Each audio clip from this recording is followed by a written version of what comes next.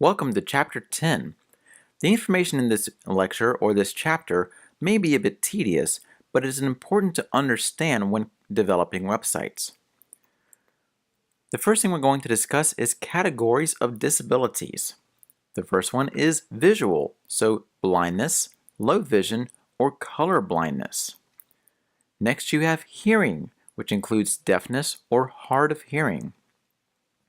Motor, the inability to use a mouse or other pointing device, slow response time, or limited fine motor control.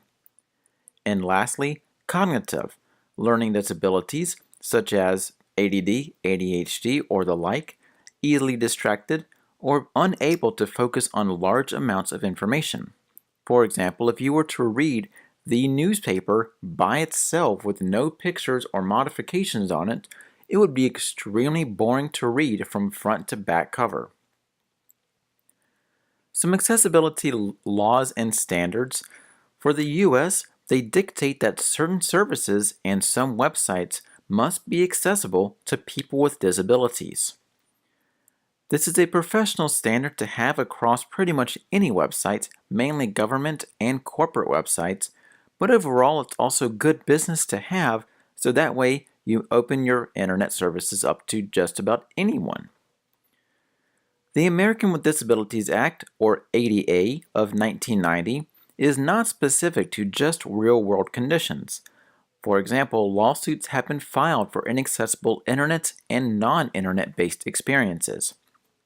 If you've ever been to a place that has a wheelchair-accessible ramp, hopefully you have a good idea about what that means when it comes for people that have wheelchairs or that have some kind of disability and can't walk up steps for them to access the facility. The same thing happens when it comes to websites. Not everyone navigates the web the same way, so you want to make sure that the same people and everyone have the same access to the same information. To give you a good example, how do you think Professor Stephen Hawking gets around both in the physical world and in the digital world? He does use a powered wheelchair to get around, but since he doesn't have the use of 90% of his physical body, he needs to have something else in order to navigate the web for him. Although nowadays he has passed away, so rest in peace. But based on people like him, how do you think someone that does not have the capability to use their hands or their feet, or even something such as a stick in their mouth, to navigate the web? For different accessibility purposes, just making something accessible does not mean that you're just sticking a sign on it. For example, this picture on the left, you have a handicap sign, but that's pointing to the staircase on the right, and that does not make it very easy for someone with a wheelchair to access. The one on the right, you have the handicap logo, and you have the ramp, but as soon as you get in the street, it's hard for someone who doesn't have the capability to get over that barrier to actually get to the other side of the road. And last but not least, just because you make something accessible doesn't mean it is accessible. For example, in this picture, just because a set of stairs has a ramp does not mean that a person in a wheelchair can or will go up it. So, if you've ever heard or done research on the Rehabilitation Act of 1973, this basically states that physical or cognitive disabilities, or anyone that has these, must have access to employment, independent living, and inclusion in American society. If you've ever done any research and heard Section 504, this prevents the intentional or unintended discrimination based on a disability.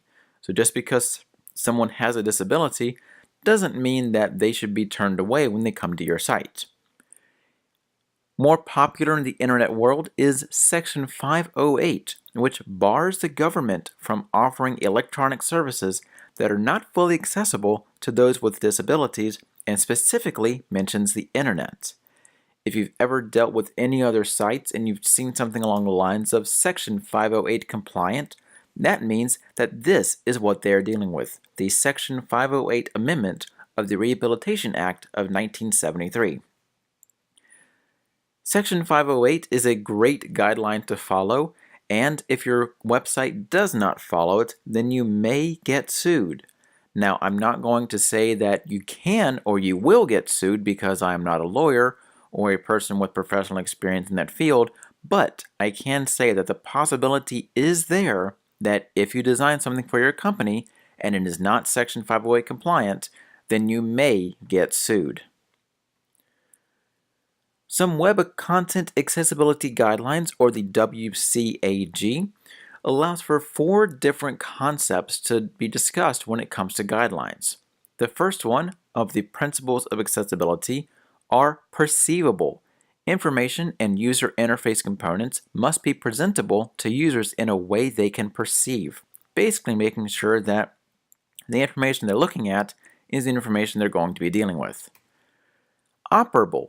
The user interface components and navigation must be operable, whether they're navigating using the tab key, which we'll get to later, or they're navigating using a non-mouse-based system, such as a tab-based or text-based browser. Understandable. Information and the operation of the user interface must be operable. So this way, you're not throwing in a bunch of technical jargon or medical terms that people may not know the definition to. Last but not least, robust. Content must be robust enough so that it can be interpreted reliably by a wide variety of user agents, which include assistive technologies, search engines, and different browsers. The 4 of these together make up the POUR method, P-O-U-R, perceivable, operable, understandable, and robust. That is it for this introductory video. If you have any questions about this or anything in Chapter 10, please send me an email or hit me up on Twitter and I'll get back to you with the best possible answer.